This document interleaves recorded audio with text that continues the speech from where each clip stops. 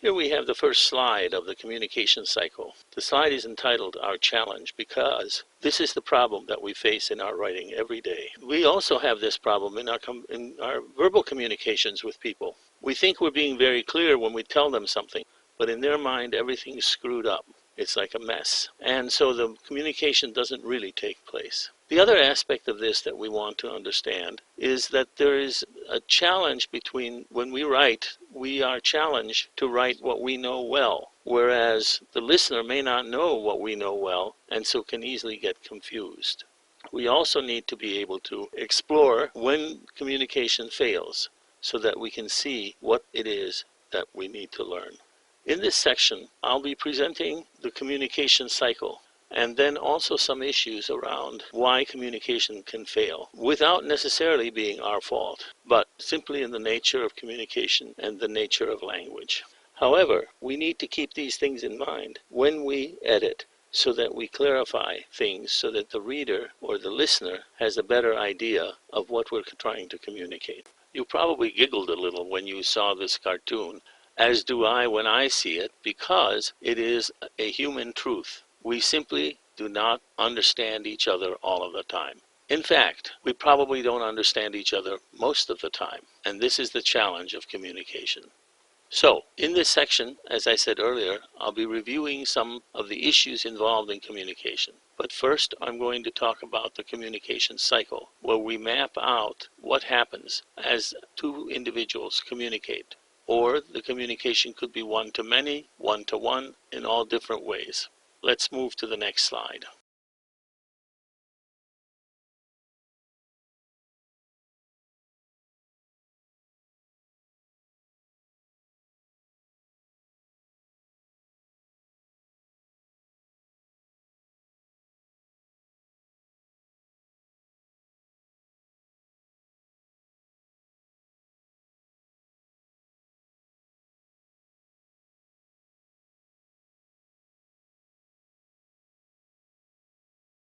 Throughout the day, we are message creators.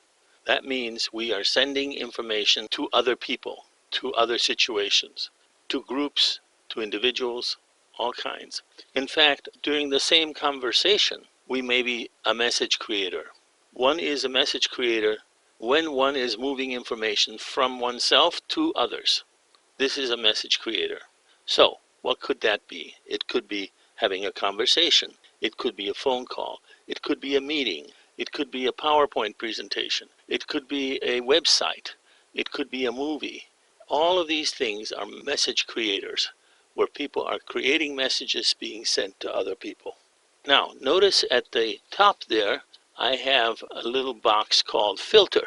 This means that the message that we create is passed through our filters. Now, what could be a filter? A filter could be where we grew up, what religion we practice, what kind of place where we grew. Was it a farm? Was it a suburb? Was it a downtown? The filter could be the religion we practice. The filter could be the education we've had. The filter could be the biases that we have. I like chocolate milk, you hate chocolate milk. I like vanilla ice cream, you hate vanilla ice cream. All the biases that we have in our brain, so to say, become active in creating messages. So we need to be aware of that we have biases that will create messages. Now, all day long, we are creating messages, as I said earlier. Once we have created the message, this is called feed forward. Let's go to the next slide. The next step in the communication cycle is feed forward. Feed forward is the package in which the message is embedded with other information. Earlier I had suggested that a website could be feed forward, and it is. A brochure is feed forward. A phone call is feed forward. Whenever we are giving information to the other, and we've packaged it in some way, a play, a poem, a wonderful painting, these are all feed forward examples. So we then move on to the next step in the cycle. In the last slide, we were talking about feed forward, the container that contains the message that is being sent to the other, the reader, the listener, the audience. What happens? Well, the reader, the listener, or the audience takes the container, opens it, and extracts from it the information we want them to have, if we're lucky. Now I say if we're lucky because we do not always comprehend all the information that is being given to us, either because we are not such good comprehenders. The average college graduate has a 60% comprehension rate, or because we are rushing, so we don't bother reading the rest of the email, or the explanation is simply beyond us, like the tourist with the cop. Now notice here I have also provided a little box with the filter. So the feed forward comes to us and is filtered through the biases and prejudices and backgrounds and notions and so on of the listener, the reader, or the audience. And in fact, the problem is even more difficult because we will actually change the information that's coming in to fit our biases. I taught reading for many years, and that was the challenge that we faced over and over and over again, because a person would read a story or an essay and substitute their own ideas for what's there, rather than reading what the author is saying.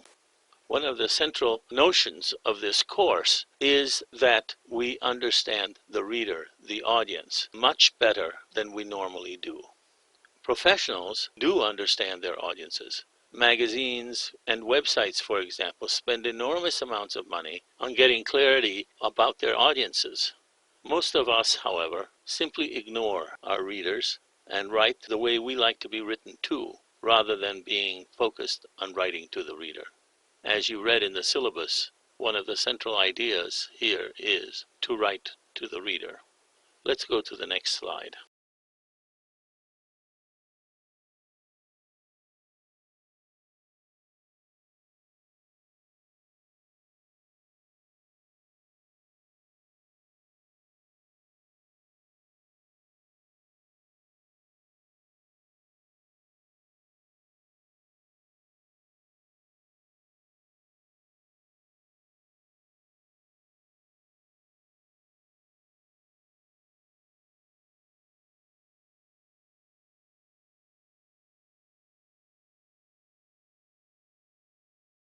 Now, as we look at this slide, we begin to see how the communication process works out.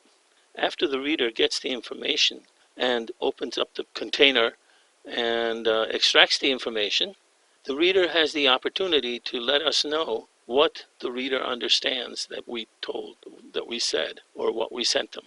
For example, if I sent out an invitation to my Easter party and the reader got the invitation, when I run into the reader at the local CVS or Walgreens, the reader might say, "Oh, I got your invitation to your Easter party," which tells me that the message was understood. However, there is another step to the process. Let's go to the next slide.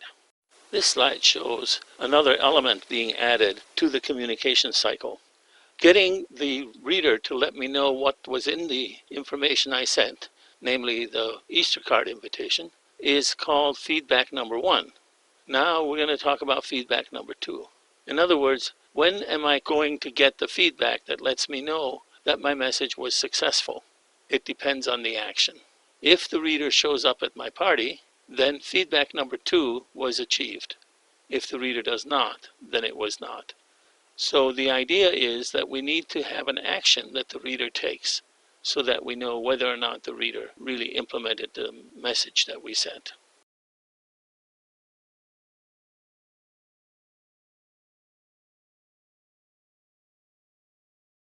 I'm sure every one of you, when you were in middle school, played the game telephone, where one person at one end gives a message to the person next to them, and then the message travels all the way around.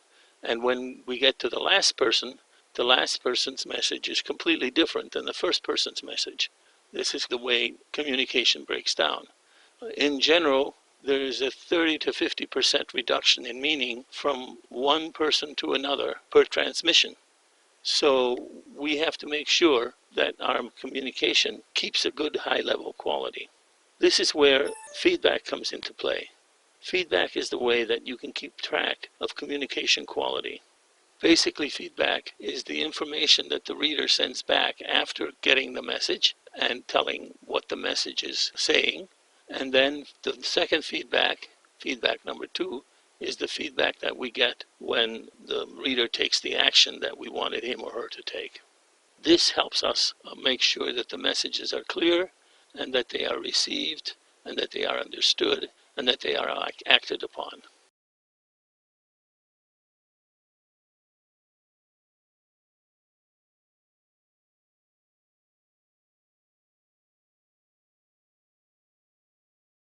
Feedback also reduces misunderstandings. Feedback is the quality communication, is the quality control in communication. The truth of the matter is that we are likely to misunderstand and we are likely to be misunderstood. This is by Professor Lee at Northwestern, who was professor of semantics. This is important to remember, that we are likely to misunderstand and we are likely to be misunderstood. Also, when we are talking to someone from a foreign country, we make a special effort to understand what they are saying and that make sure that they understand what we are saying.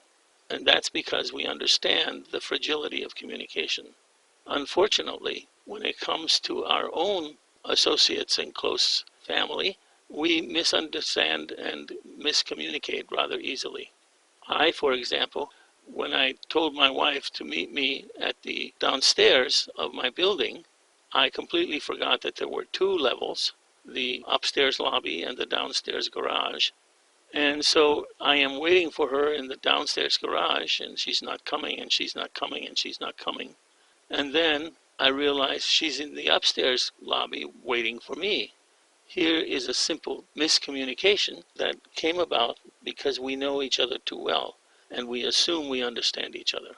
So, a wonderful example of we are likely to misunderstand, and we are likely to be misunderstood. So keep that in mind. Finally, feedback can reveal a reader or listener's preferences. So when the reader or listener gives us information about what was successful or effective about the communication that we sent, we get a sense of how we need to communicate to that reader or that listener in the future.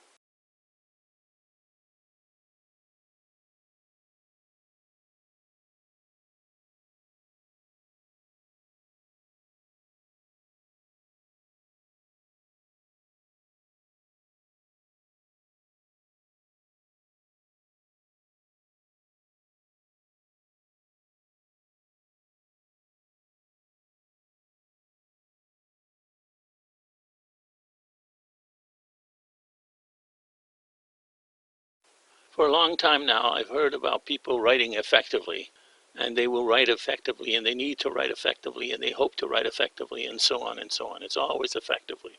But when I ask them what they mean by effectively, they sort of mumble and move on to another topic. The reason is we're not that clear about what effective means. Put simply, effective really means having an impact, having an effect. And in order to have an effect, I need to know as the writer what effect I want to have on my reader. Unfortunately, too many of us, when we start writing, have only a vague inkling of what we want from our reader, or we have it in such general terms that it's meaningless.